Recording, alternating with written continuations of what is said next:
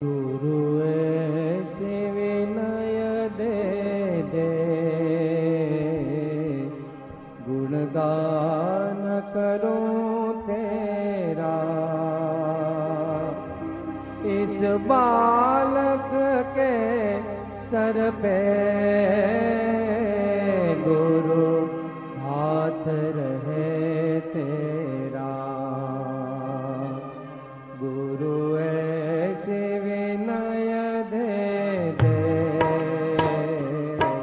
गुणगान करूं तेरा। इस बालक गुण ज्ञान रे,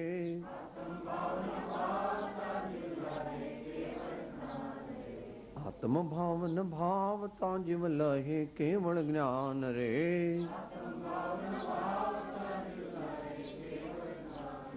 आत्म भावना भावता जीव लहे केवल ज्ञान रे।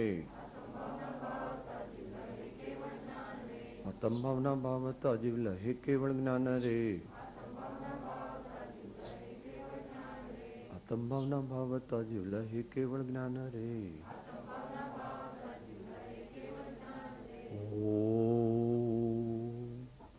मोक्ष मार्गस्य नेतारं भेत्तारं कर्म भुभृतां ज्ञातारं विश्वतत्त्वानां वन्दे तद्गुणलब्धये। अज्ञानतिमिरान्धानां ज्ञानाञ्जनशलाकया चक्षुः उन्मीलितं येन तस्मै श्री गुरवे नमः। मंगलमय मंगलकरण वीतराग विज्ञान, नमो ताहि जाते भये हरिहं आदि महा।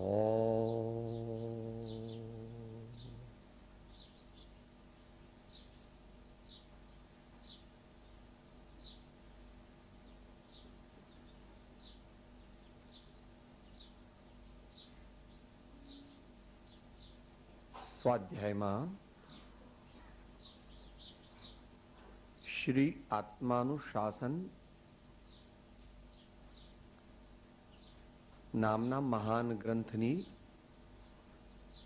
અલ્પ વિચારણા સમય શક્તિની મર્યાદામાં કરીશું.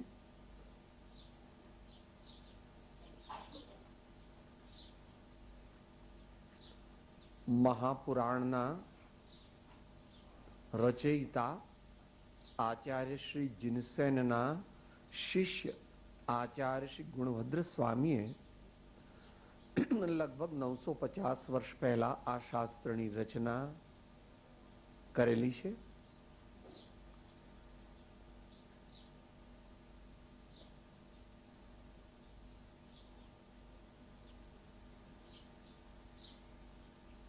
ઘણા બધા વિષયોની સંકલના એમાં કરેલી છે અને મુખ્યપણે જ્ઞાની અને મુનિઓને ઉપદેશ આપેલો છે. આપણે કેમ વાંચીએ છીએ? કારણ કે આપણે જ્ઞાન, વૈરાગ્ય અને ભક્તિ ત્રણેયની ઉપાસના કરવી છે.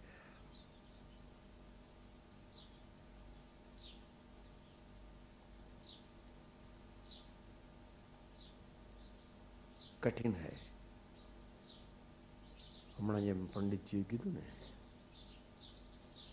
हम तो ज्ञान से ही मोक्ष मानते हैं, तो भगवान मना करते हैं. कोई हम तो श्रद्धा से मोक्ष मानते हैं, सम्यक दर्शन हो गया तो मोक्ष हो गया, जिसको सम्यक दर्शन होता है उसका मोक्ष हो गया. तो ऐसा कहने में आता है, ऐसा होता नहीं. सम्यक दृष्टि को सिद्धांत में कहते हैं वो असंयमी है, ऐसा कहेंगे. सिद्धांत में जाएंगे तब, और अध्यात्म में जाएंगे तब कहते हैं जिनवर का लघुनंदन है. इसको कहते हैं जैन सिद्धांत. जो सिद्धांत को मानता है अकेले को, अध्यात्म निरपेक्ष सिद्धांत, वो सिद्धांत कार्यकारी नहीं है। और सिद्धांत निरपेक्ष अध्यात्म वो होता ही नहीं, क्योंकि अध्यात्म वो सिद्धांत से ही निकलता है। आज हिंदी में थोड़ा चलेगा, कोई बात नहीं, ज्यादा हिंदी समझ सकते।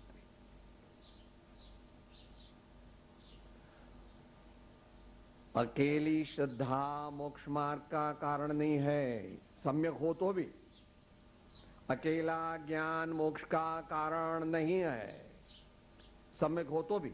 और अकेला सम्यक चारित्र होता ही नहीं है, क्योंकि चारित्र होने के लिए यह आवश्यक है कि ज्ञान और दर्शन उसके साथ सम्यक हो। तो हम इसलिए आत्मानुशासन पढ़ते हैं कि हमारी श्रद्धा भी निर्मल होवे, हमारा ज्ञान भी निर्मल होवे और हमारा आचरण भी निर्मल होवे। और तीनों की एकता, इसको मोक्ष मार्ग कहते हैं। कहते नहीं है। इसमें अनुक्रम चला आ रहा है, बहुत समय के पहले यह हुआ था, शायद 1 साल से ज्यादा हो गया। इसको अभी आगे चलाते हैं। स्ट्रांजा नंबर 114, श्लोक संख्या 114। इहैव सहजान् रिपुन् विजयते प्रकोपादिकान् गुणाः परिणमन्ति यान् सुभिरप्ययं वाञ्छते पुरश्च पुरुषार्थ सिद्धिर चिरात् स्वयं यायिनी नरो नरमते कथम तपसि ताप संहारिणी।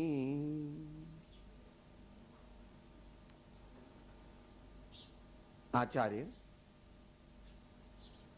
વિષય તપનો લે છે અહીં ગુજરાતી આ પ્રમાણે છે। હરિસહજ ક્રોધાદે જીતાયે તપ વિશે સ્થિરતા થતા વળી પ્રાણથી પણ અધિક સર્વે ઇષ્ટ સદગુણ પ્રગટતા પરલોકમાં પુરુષાર્થ સિદ્ધિ મુક્તિ રૂપ સત્વર થતે संतापहारी तप विषय नर रमणता काना थती।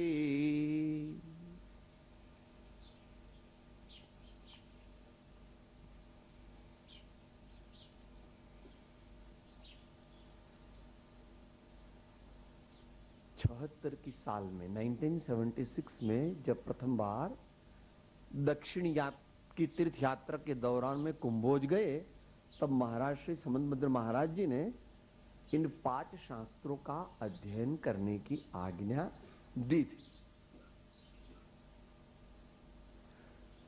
श्री रत्नकर्ण शावकाचार्य, श्री आत्मानुशासन, श्री पद्मनंदी पंचविंशतिका, श्री ज्ञानार्णव और श्री स्वामी कार्तिकेय अनुप्रेक्षा।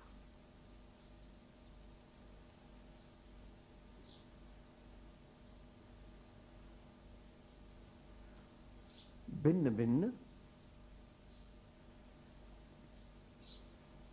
अपेक्षा से इन सभी शास्त्रों में एक आत्म तत्व को उपलब्ध करने का मार्ग बताया गया है। कोई कहेगा द्रव्यानुयोग तो ठीक है, मगर बाकी तो सब ठीक नहीं है, तो ऐसा नहीं है। भगवान की वाणी चारों अनुयोगों में निबद्ध है। जो एक नए एक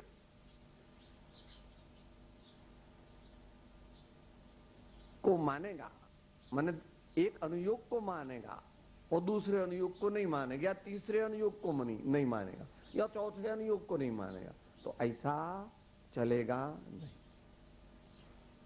तो यहां तप की बात है, क्योंकि भगवती आराधना में आचार्य ने इस प्रकार कहा है कि चतुर्विध आराधना, भगवती आराधना चतुर्विध आराधना से मोक्ष होता है। सच्ची श्रद्धा, सच्चा ज्ञान, सच्चा आचरण, सच्चा तप। तो उमा स्वामी भगवान ने 3 बताए, तो चारित्र में तप को गर्भित कर लिया, कोई बात नहीं, अपेक्षित है।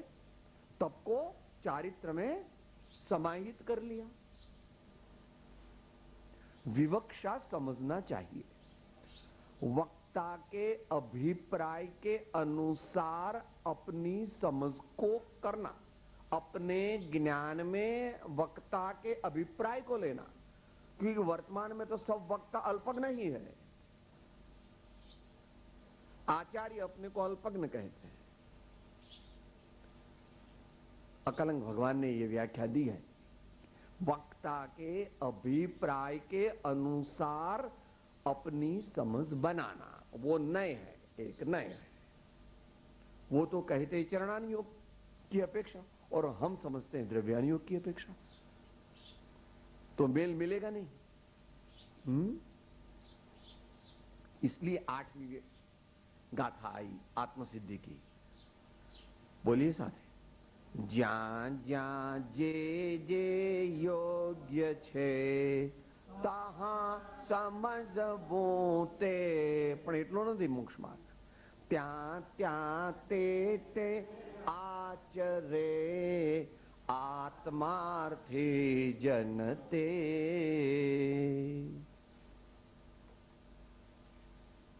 અઘરું છે। जिनागम समस्त सद्गुरु की आज्ञा और उनकी गम से अधीन है।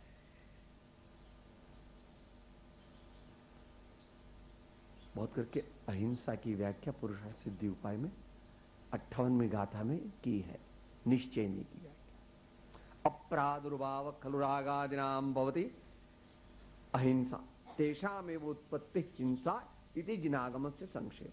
मगर टीकाकार ने लिखा, तुम अपने आप से इस प्रकार अहिंसा का स्वरूप जानना नहीं, गुरुगम से जानना। ये बात कल अंतिम संदेश में आई थी। चिन प्रवचन दुर्गम्यता था के अतिमति मान, अवलंबन श्री सदगुरु सुगम अने सुख खान। कोई कहेगा तो आप तो व्यवहारी है, तो व्यवहार की बात करते हैं, ऐसा नहीं है। कुंद कुंद स्वामी की समयसार के आत्मख्याति टीका में अपने वैभव के कारणों को जब अमृतचंद्र भगवान बताते हैं तो चारों को लेते हैं। आगम की उपासना, सुयुक्ति का अवलंबन, गुरु परंपरा का कृपा पूर्वक का उपदेश और प्रचुर स्वसंवेदन, इन चारों के एक रूप होने से मेरे आत्मा का वैभव, अतीन्द्रिय आनंद का अतिशयपना और बहुत चीजें प्रकट हुए हैं, ऐसा कहते हैं आचार्य भगवान। इसलिए तप को यहां मुख्य करके आचार्य कथन कर रहे हैं।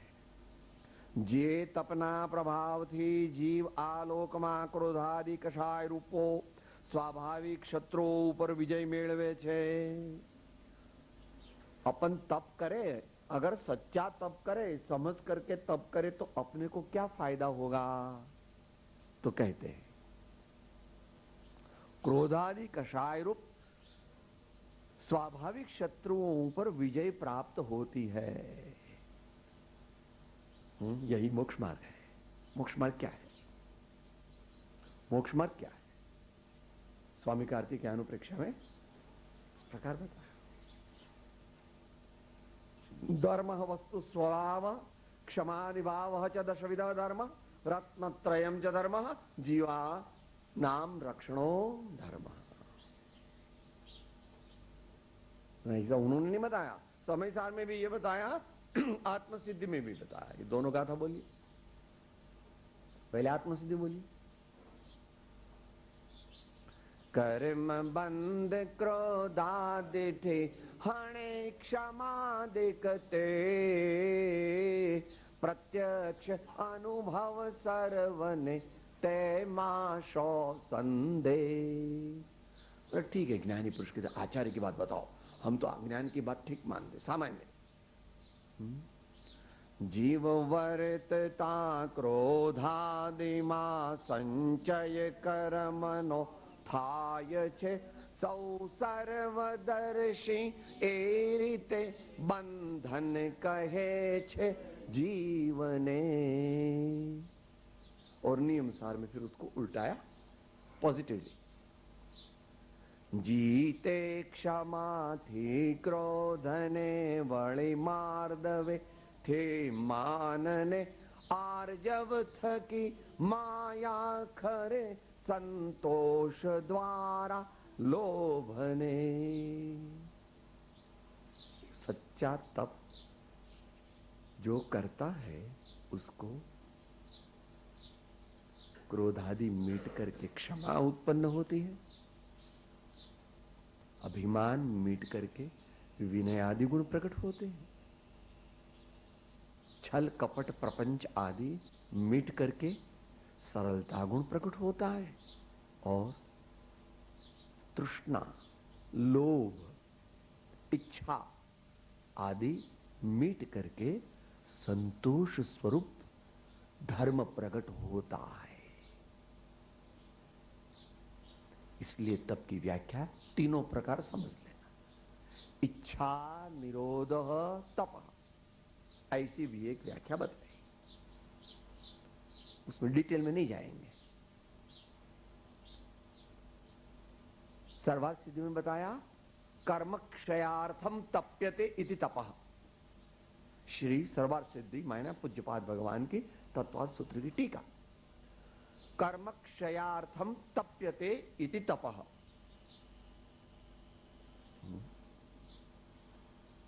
और प्रवचन सार में बताया अध्यात्म की अपेक्षा है।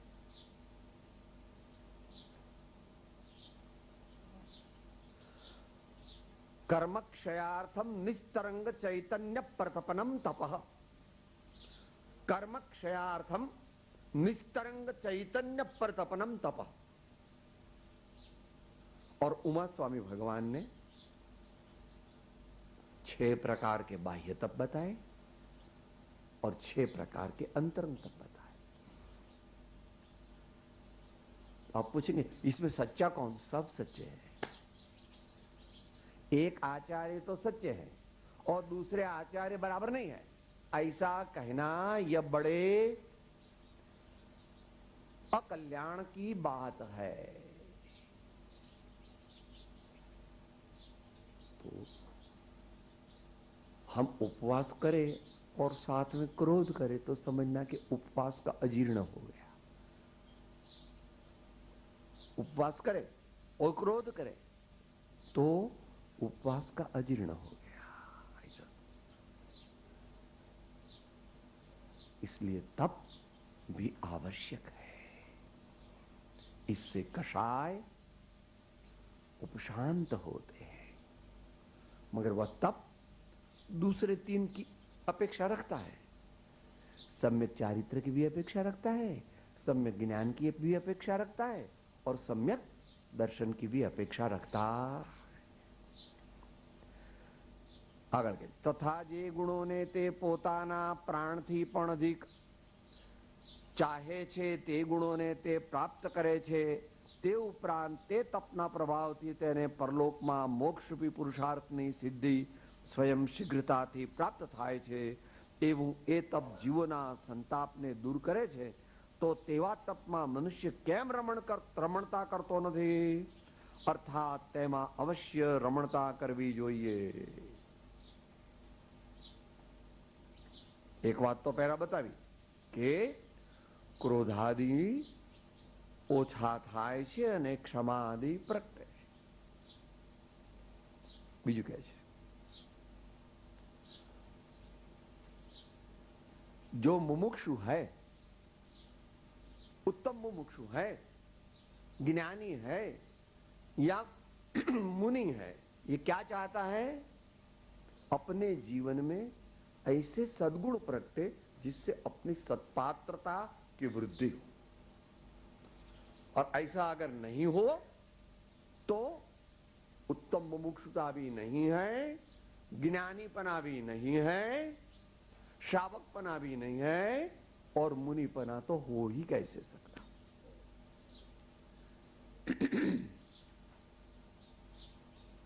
सभी का दृष्टांत दे दूं एक एक आगम से, आगे चले। मुमुक्षुमा अवश्य कया गुण होवा જોઈએ? ઘણા બધા છે। સમય ઓછો છે, બુદ્ધિ ઓછી છે, શક્તિ ઓછી છે, આયુષ્ય ઓછું છે। જલ્દી જલ્દી તે ગુણો આપણા જીવનમાં પ્રગટ કરવા છે। 138મી ગાથા બોલીએ।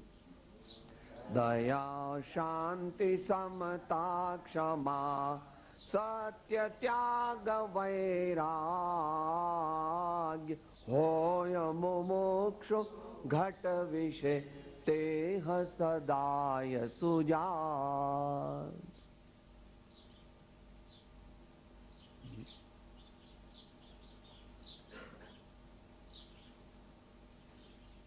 भेदरूप कथन को भी भेद की अपेक्षा सत्य समझ करके उसका अभ्यास करना चाहिए, और अभेद रूप कथन को भी सत्य मान करके उसका लक्ष्य करके उसकी सिद्धि क्रमशः करनी चाहिए। आप भोजन करते हैं, कोई बड़े आदमी के घर गए हैं और लड्डू बनाए हैं और चीजें बनाई हैं, एक अकेले लड्डू खाते हैं क्या? अकेले लड्डू खाते हैं? यद्यपि चाह तो यह है कि अकेले लड्डू ही खा रहे, मगर खा नहीं सकते, और इसका तरीका भी नहीं है। लड्डू भी खाते हैं और दाल उसमें, हाँ, और लड्डू में तो वो मिठास होती है, गलपन, स्वीटनेस, और दाल उसमें वो तीखापन होता है, वो भी खाते हैं, और सब्जी वो भी खाते हैं, और फूलवड़ी वो भी खाते हैं। और पहले तो हजम हजम लेते हैं, सूप लेते हैं। यद्यपि खाना तो लड्डू है, खाओ अकेले लड्डू, बन नहीं पाता, ऐसा बन नहीं पाता। इस प्रकार निश्चय की सिद्धि अकेले हो नहीं सकती है। क्रम क्रम क्रम क्रम, भेद भेद भेद भेद, अभ्यास अभ्यास अभ्यास अभ्यास, और लक्ष्य अभेद का अभ्यास।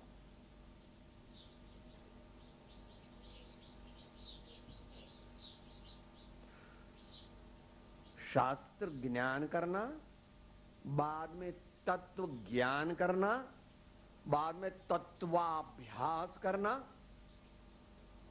बाद में तत्व दृष्टि करना, बाद में तत्व में, स्वतत्व में एकाग्र होना, और उस समय तत्वानुभूति होती है, आत्मानुभूति होती है, और आत्मानुभूति होने पर शीघ्र ही वो साक्षात मोक्ष मार्ग है। इसलिए परंपरा मोक्ष मार्ग को भी आराधन करना चाहिए, और साक्षात मोक्ष मार्ग की दृष्टि करके उसमें एकाग्रता करनी चाहिए। इस प्रकार व्यवस्था है। मगर वर्तमान काल में कोई विरला ही प्रयोगवीर होता है। सबको लोक मान्यता चाहिए, लोक सम्मान चाहिए, और ये दोनों जिसको चाहिए उसको आत्मज्ञान नहीं हो सकता। चारों प्रतिबंध हटावे तो होगा। लोक प्रतिबंध, स्वजन प्रतिबंध, देहादि प्रतिबंध, संकल्प विकल्प प्रतिबंध।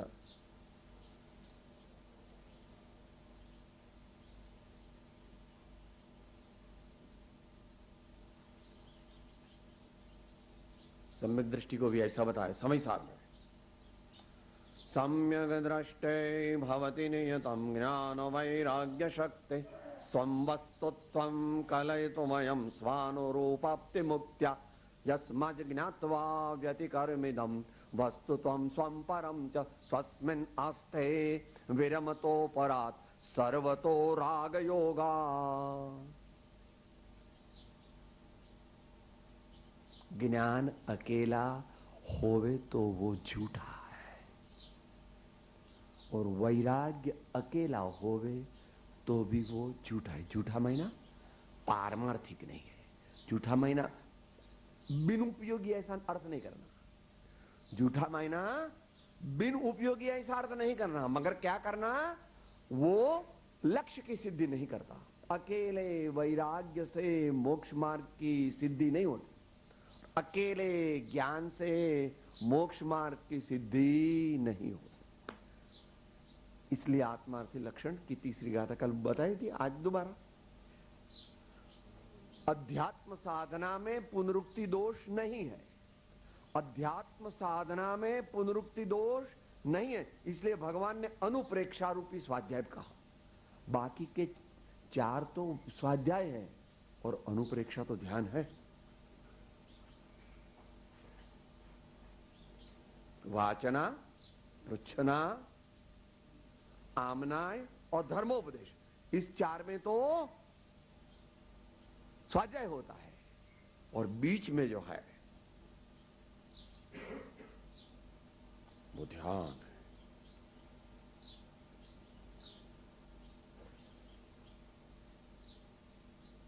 ध्यान की सिद्धि के लक्ष्य के बिना स्वाध्याय जो किया जाता उसकी स्वाध्याय नहीं कहते हैं, ऐसा स्वामी कार्तिकेय अनुप्रेक्षा में भगवान ने कहा है। बोलो, स्वाध्याय की व्याख्या बोलो स्वामी कार्तिकेय अनुप्रेक्षा। जिस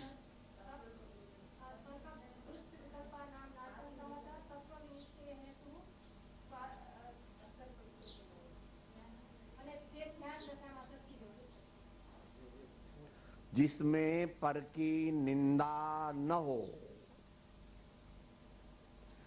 जिससे तत्व का निर्णय हो, जिससे संकल्प विकल्प की घटाई हो, कम हो, और जिसमें से ध्यान दशा में सरक जा सके, चले जा सके,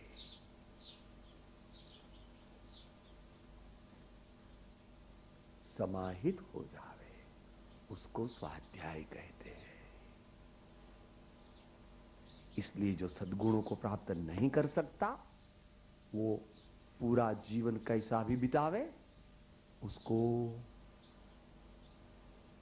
तत्व की प्राप्ति नहीं। मुनिराज की भी बात कही, प्रवचन सार में ऐसा कहा है भगवान, कल बात हुई।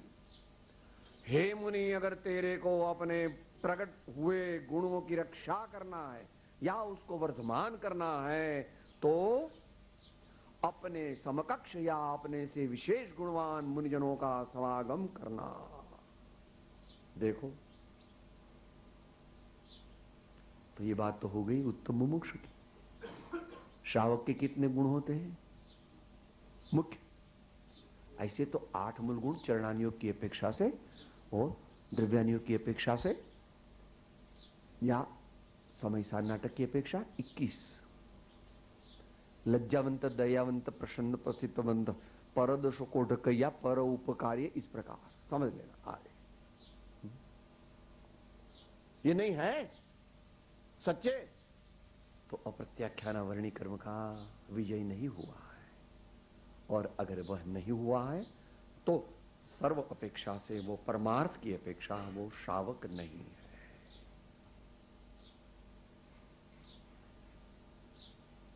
और मुनि के 28 मूल गुण होते हैं। तो पूर्ण अहिंसा, पूर्ण सत्य, पूर्ण अचौर्य, पूर्ण ब्रह्मचर्य, पूर्ण अपरिग्रह। फिर वहां अनियोग की अपेक्षा ले लेना।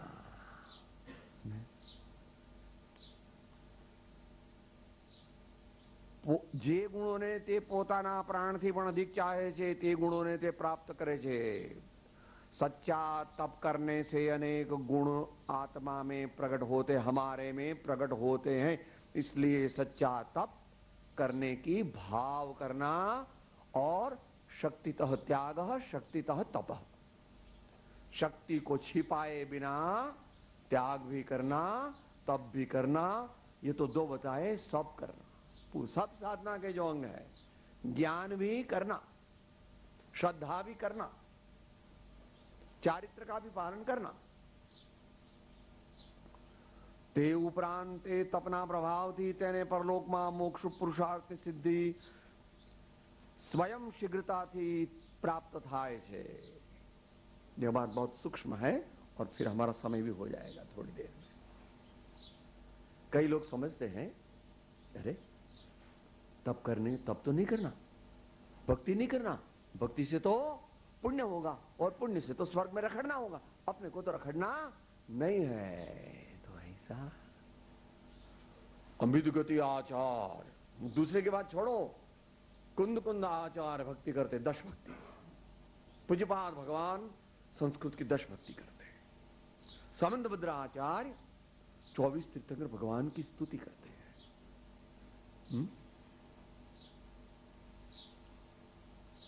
सिद्धसेन दिवाकर वो कल्याण मंदिर स्तोत्र करते हैं। अमित गति आचार्य, अमित गति भगवान, सामायिक में स्तुति भी आती है भगवान की।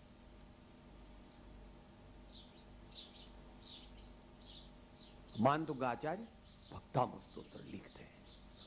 और गुजरात की ओर तो 4-24 हैं। आनंदगंज जी, यशो विजय जी, देवचंद्र जी और मोहन विजय जी। और राजचंद्र जी क्या कहते हैं, साथ में बोलिए।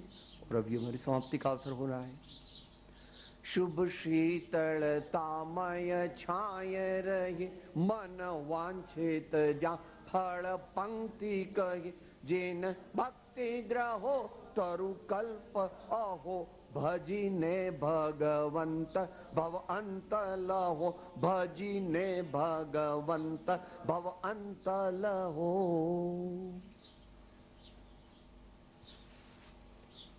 जैसा ज्ञानी को पुण्य होता है ऐसा दुनिया में किसी को नहीं होता, अज्ञानी को। गुणक्षण निर्जरा उसी को होती है और ऐसा ही पुण्य उसको होता है, पुण्यानुबंधी पुण्य। फिर आगे जैसे जैसे बढ़ता है वैसे वैसे पुण्य होता है। जब मोक्ष को जाओगे तो ऐसे शरीर से नहीं जा सकते हैं, तकला दिया है।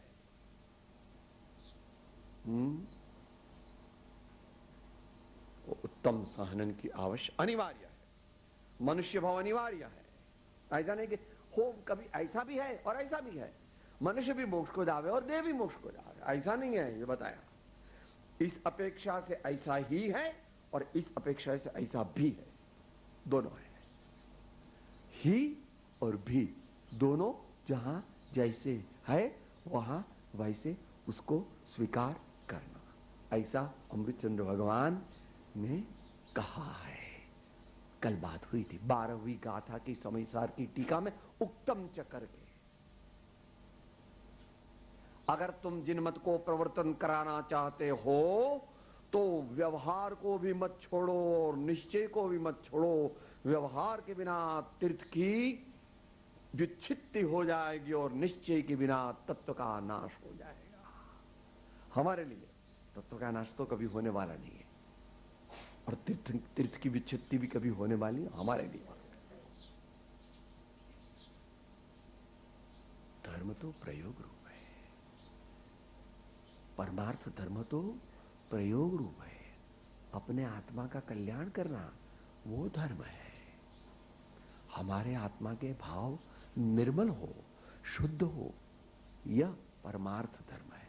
और उसके लिए जो भी हम करते हैं उस अपेक्षा से, उसको दृष्टि में रख करके, उसको लक्ष्य में रख करके जो करते हैं वो सब वो सद्भूत व्यवहार है। उसका महापुरुषों ने उसको अंगीकार किया है। उसको अंगीकार करना मगर उसमें रुकना नहीं, उसको अंगीकार करना मगर ऊपर का लक्ष्य रखना, ऊपर का लक्ष्य रखना।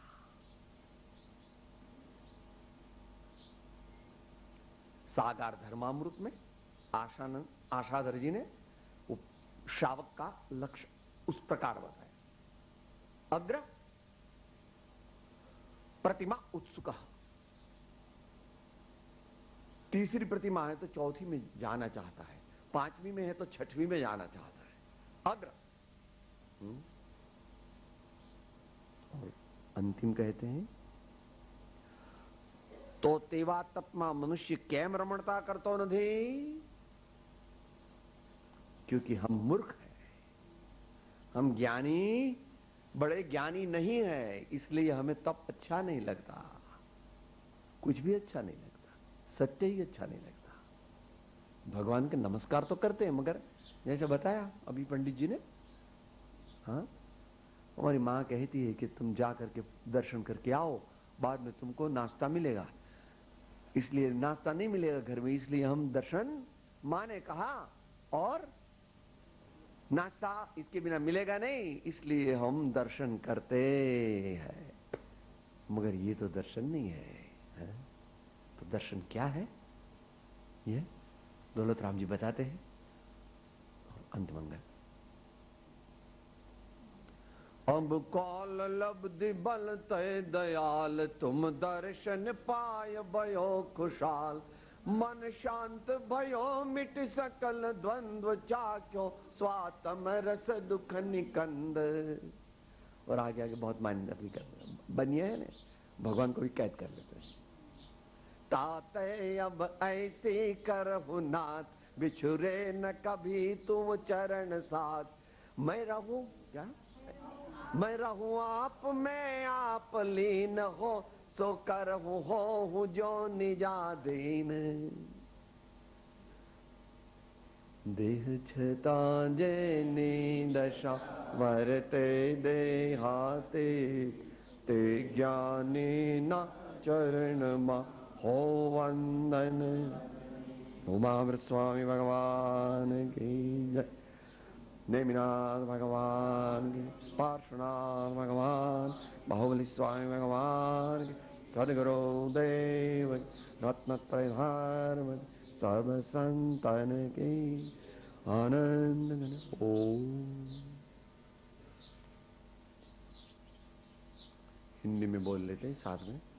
मैं आत्मा हूं, आपका सेवक हूं, सभी का मित्र हूं। मैं आत्मा हूं, आपका सेवक हूं, सभी का मित्र हूं। मैं आत्मा हूं, आपका सेवक हूं, सभी का मित्र हूं।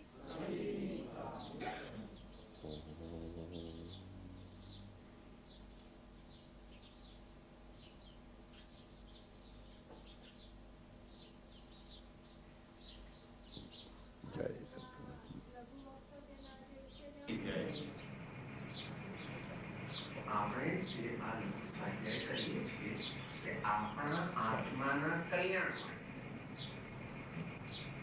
અહીંયા કઈ વ્યવહારિક કોઈ ઇનામ આપવાનું નથી. આ સ્વાધ્યાયની કળા અને જ્ઞાન પ્રાપ્ત કરીને એનાથી આપણે કોઈ લૌકિક પ્રયોજન સિદ્ધ કરવું નથી કે મને પ્રસિદ્ધિ મળે, મને પૈસા મળે, લોકો મારું સન્માન કરે, હું બહુ મોટો વિદ્વાન ગણું, એ વગેરે પ્રયોજન નથી. પ્રયોજન શું છે? ભગવાનની વાણી મારા હૃદયમાં અને મારા મસ્તિષ્કમાં એટલે ઉપયોગમાં, મારા જ્ઞાનમાં પાકી થાય, એનો અર્થ પાકો થાય અને એને વ્યવસ્થિતપણે હું મૂકું, વ્યવસ્થિતપણે રજૂ કરું તો વ્યવસ્થિતપણે એનો વિચાર પણ કરી શકું. ધ્યાન અને સ્વાધ્યાય કથનચિત એક છે. આવી ગયું હતું? પરમ દિવસ આવી ગયું. રેણસારમાં આવે છે શું? અધ્યયનમેવ જાણમ. અધ્યયનમેવ જાણમ, અધ્યયનમ એવ ધ્યાનમ, એમ રેણસારમાં કુંદકુંદ સ્વામી કહે છે. અને 232મી ગાથામાં સામાન્ય જાય કાગ્ર ને એકાગ્ર વસ્તુ નિશ્ચય, નિશ્ચય બને આગમ થકી, આગમ પ્રવર્તન મુખ્ય છે. આગમ ચેટ્ટા તતો જેટ્ટા, આગમ ચેટ્ટા તતો જેટ્ટા. કળિયુગની અંદર એકાંત જંગલમાં કલાકો રહીને ધ્યાન કરવાની શક્તિ પરમાર્થથી પહેલા સૈકાથી ઘણી ઓછી થઈ ગઈ. 7મા સૈકા સુધીમાં એથી ઓછી થઈ ગઈ. 10મા સૈકા સુધીમાં લગભગ नष्ट प्रायः થઈ ગઈ. नष्ट નથી થઈ, नष्ट प्रायः થઈ गई. हम अकेले जंगल में रहवे और ध्यान में ही निमग्न रहवे, ऐसी पारमार्थिक शक्ति हम लोक में नहीं है. એટલા માટે ભગવાનની વાણી, સદગુરુની વાણી, આચાર્યોની વાણી, સંતોનો સમાગમ અને તેમની સાથે 5 પ્રકારનો સ્વાધ્યાય એ આવશ્યક છે. પણ એમાં અટકવાનું નથી, પાછા આપણે એકલા પણ હોવા જોઈએ.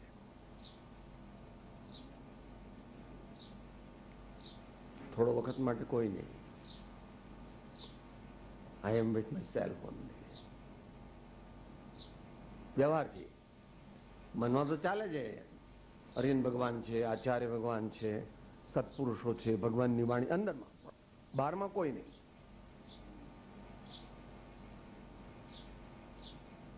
તો કેટલાક અગત્યના મુદ્દાઓ લઘુ વક્તવ્ય વિશે. વ્યવહારિક 30%, 70% પારમાર્થિક. અહીં તો નાની જગ્યા છે. કોઈ જગ્યાએ આપણે જઈએ, આપણે સ્વાધ્યાય માટે જઈએ તો આપણે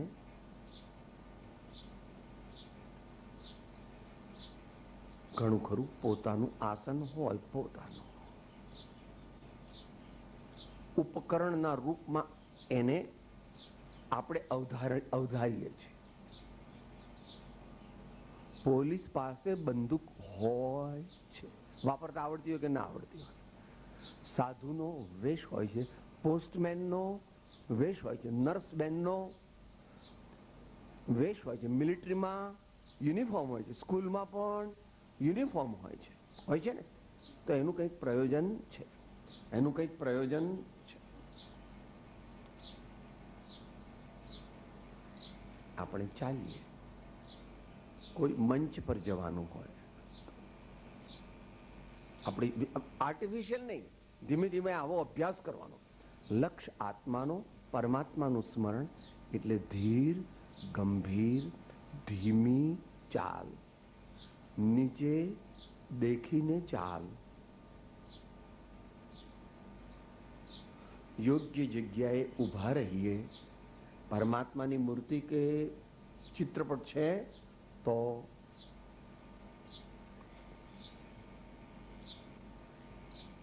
ભાવપૂર્વક બેસીને વંદન કરીએ. સદગુરુની મૂર્તિ છે તો ભાવપૂર્વક બેસીને વંદન કરીએ.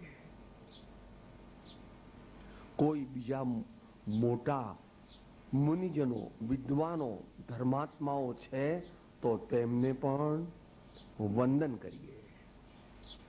અને છેવટે એક વ્યવહારિક પોઈન્ટ છે. બહુ જ મોટી સભા હોય ત્યારે પણ એમાં આમના ભેદ છે. इतने 10,000 आदमी बैठे हैं, उन सब में विराजमान जो परमात्मा तत्व है, उन परमात्मा तत्व को मैं वंदन करता हूं. वो व्यक्तिगत वंदन नहीं है, यह भी एक, मगर इसमें आमना भेद हो सकता है. પછી આપણે બેસીએ ત્યારે શાસ્ત્રજીને વંદન કરીએ છીએ. પાછા જ્યારે આપણે બેસીએ ત્યારે શાસ્ત્રજીને વંદન કરીએ છીએ. વ્યવસ્થિત આસન, વ્યવસ્થિત આસન. એ વિના ધ્યાન કે સ્વાધ્યાય બેમાંથી એકેની સિદ્ધિ નથી. ભાઈઓમાંથી કઈ ગાથા?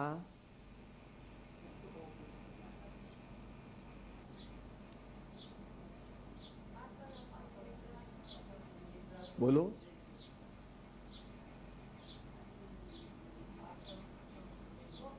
वो तो बराबर, इसका सोर्स बोलो.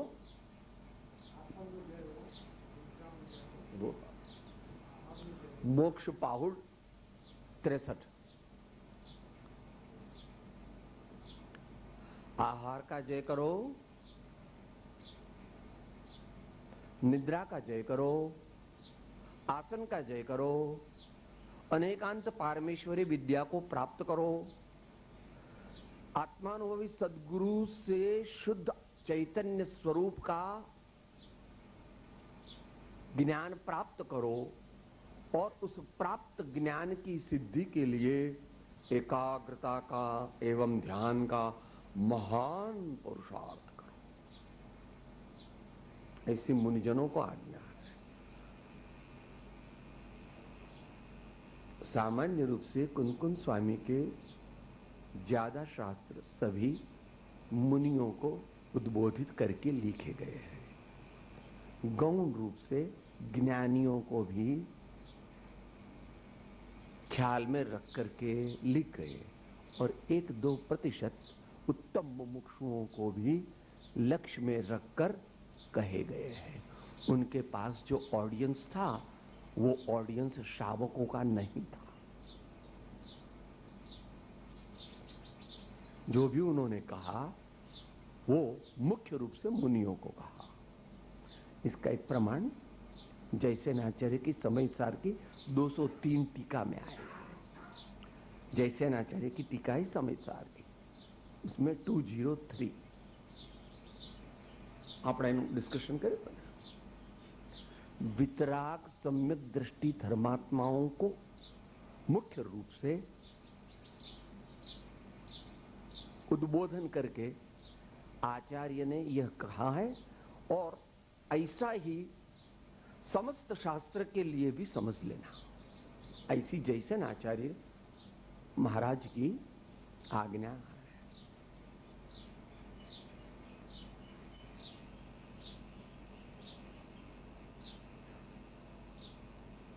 तो आसन व्यवस्थित हो. मंगलाचरण से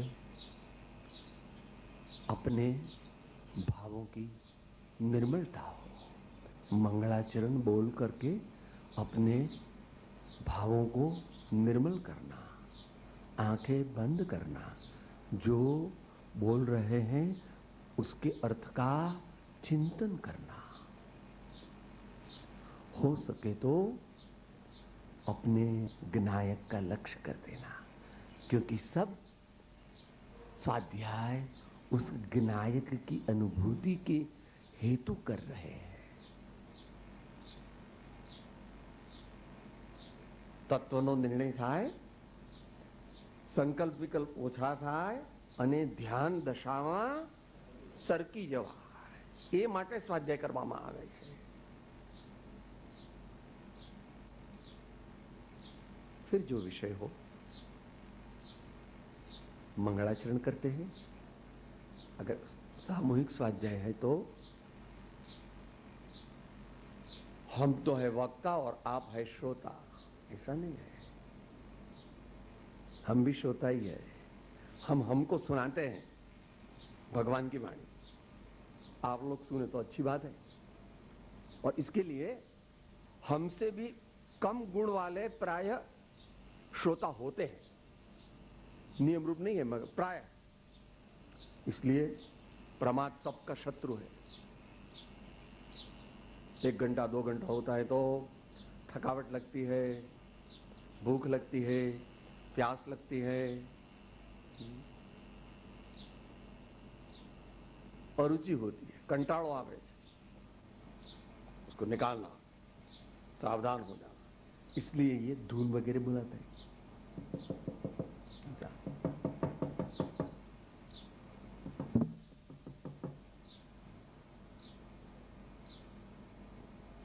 मार्च कराने के पहले एनसीसी में या आर्मी में स्टैंडर्ड होता है, इसमें कहते हैं टेंशन, कैडेट टेंशन। फिर देखता है वो कैप्टन, सब लोग बराबर है, जरा ऐसा पैसा पांव ठीक नहीं है तो डिपेंड्स,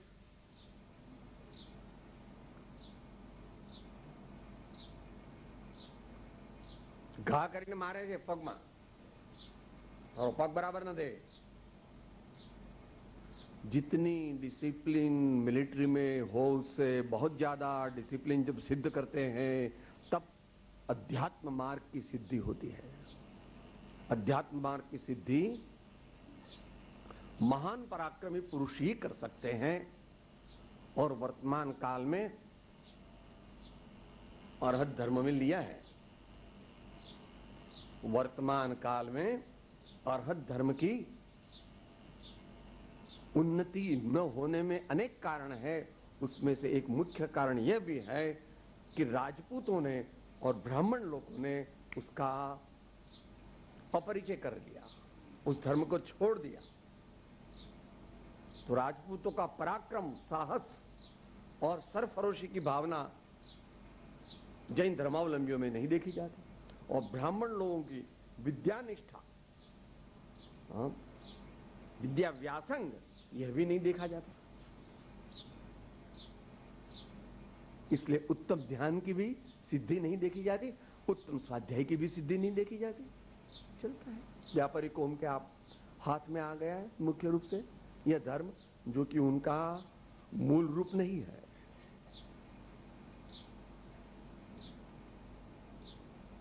ये बात चाले छे, जगाड़ो, आपणे जागो, આપણો આત્મા પણ હોય પરમાત્મા, આપણો આત્મા પણ પરમાત્મામાં, એ પણ જાગી જાય। ત્યાર પછી સામાન્ય રીતે સાધક સાથેની પદ્ધતિ, વ્યાખ્યા કરો જો હો, સામાન્ય સ્વરૂપ બતાવો,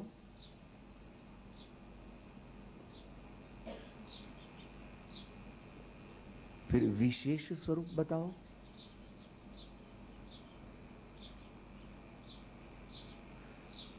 फिर उसका अपने जीवन के साथ क्या ताल्लुक है। આપણે એ વિષયનું રોજબરોજના જીવનમાં કેવી રીતે પ્રયોગ કરવાનો છે એ વિશે સમજવું જોઈએ। પોતે જે અનુભવ કર્યો હોય તે કહેવો જોઈએ। આચાર્યોએ જે અનુભવ જે પ્રકારે કરવાનો કયો હોય તે પણ કહેવો જોઈએ। અને પછી બીજા શાસ્ત્રોનું પ્રમાણ આપવું જોઈએ, બીજા શાસ્ત્રોનું પ્રમાણ આપવું જોઈએ। ત્યાર પછી એનો મહિમા કહેવો જોઈએ।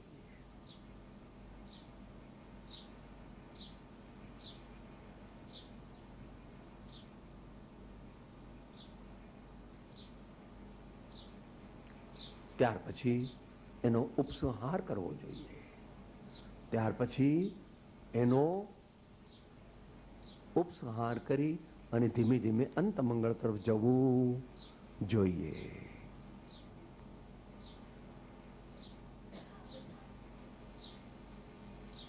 વચ્ચે વચ્ચે સુયુક્તિથી, દ્રષ્ટાંતથી સમજાવવા માટે પણ કોશિશ કરવી જોઈએ કે જેથી અહીંયા અત્યારે વાત જુદી છે, કોઈ મોટી સભા હોય या आम जनता पण होय मोटी, तो ત્યાં આગળ અઘરું તત્વ સમજવાની જીવોની લાયકાત હોતી નથી। માટે એવા દ્રષ્ટાંતો, એવા રોજબરોજના જીવનના પ્રસંગો કે જેમાં આપણે એ સ્વાધ્યાય વિશે જે કહ્યું તેની એપ્લિકેશન કરવાની હોય, એને યાદ રાખવાનું હોય, એ આપણા મનમાં, આપણા મેમરીમાં રજીસ્ટર થાય કે જેથી જ્યારે જમવા બેસીએ, ખાવા બેસીએ, નાવા બેસીએ, ઘરની બહાર જઈએ, કંઈ પણ કામ કરીએ ત્યારે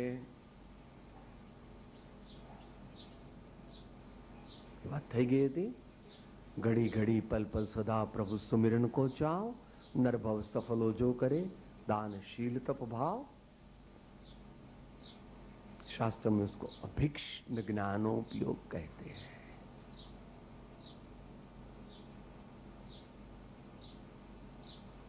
વચનામૃતમાં ક્ષણે ક્ષણે, કાર્યે કાર્યે અને પ્રસંગે પ્રસંગે આત્માની જાગૃતિ રાખવી, એમ જ્ઞાની પુરુષોનો બોધ છે.